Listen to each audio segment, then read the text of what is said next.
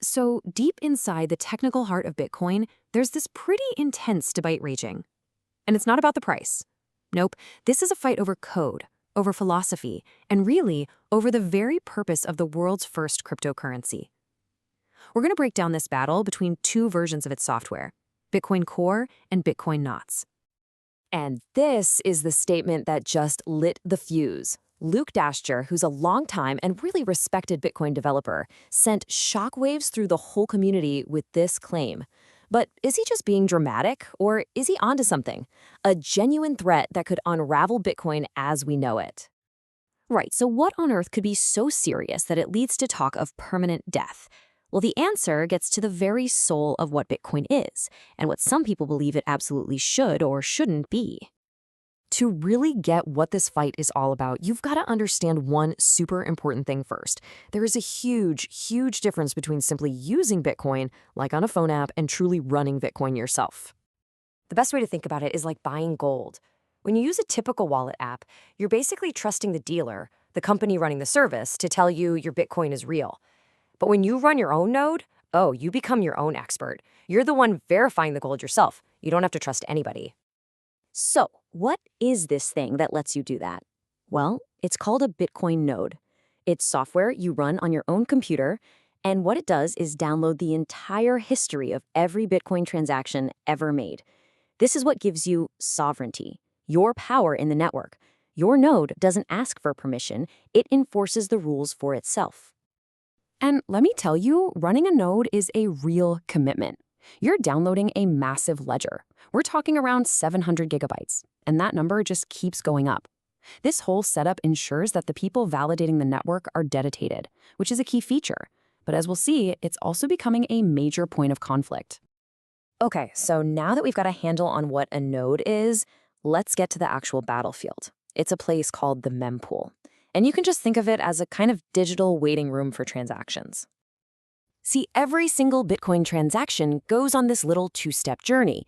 First, it gets broadcast to the mempool, this chaotic, unconfirmed waiting area. It's not permanent yet.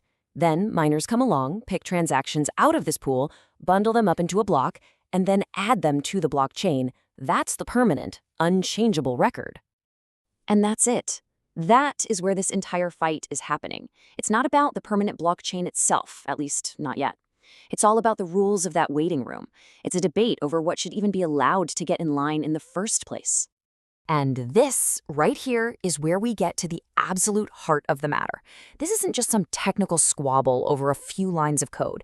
It's a clash of two fundamentally different visions for what Bitcoin is even supposed to be.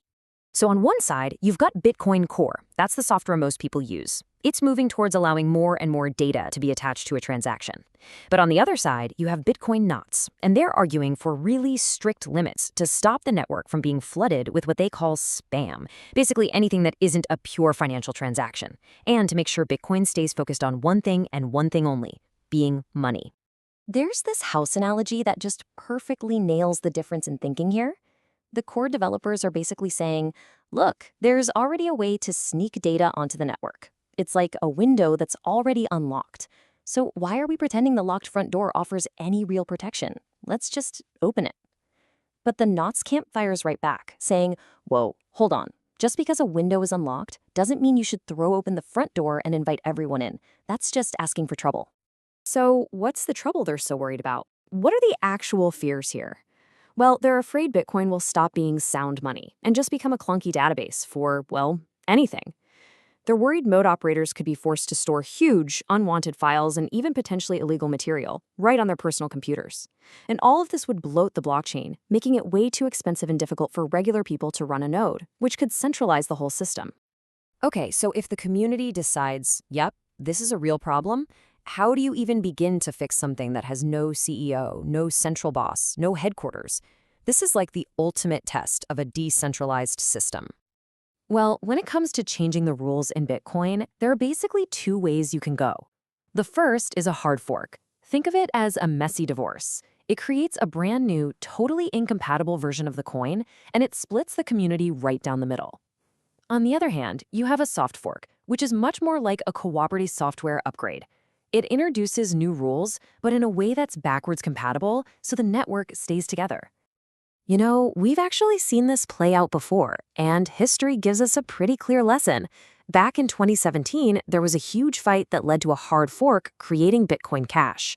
The market, well, it overwhelmingly chose the original Bitcoin, and ever since, the value of Bitcoin Cash has just withered in comparison. That memory is a big, big reason where there's such a reluctance to ever do a hard fork again.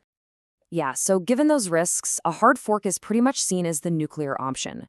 Nobody really wants to go there. If the community decides this data issue is a genuine threat, the path forward would almost certainly be a soft fork, a coordinated, much less chaotic upgrade. It's kind of Bitcoin's built-in way to adapt and evolve. Which brings us to the final and, honestly, most fascinating piece of this whole puzzle. If the community has to decide, well, who is the community? Who are the different players at the table? And what do they all want? You can break it down into a few key groups, and you'll see they all kind of want different things. You've got the users, especially the ones running their own nodes. They mostly just want to preserve Bitcoin as sound money.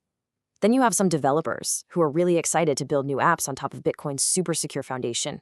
And then, of course, you have the miners. They have a direct financial incentive here. A full, busy mempool with lots of data means more transaction fees for them. More money. And that leaves us with the biggest question of all. This whole debate perfectly illustrates the central challenge and maybe the genius of Bitcoin. When you have users, developers, and miners all pulling in different directions, who actually gets to decide the future in a system that's designed to have no leader? The crazy thing is, the answer isn't written down in some rulebook.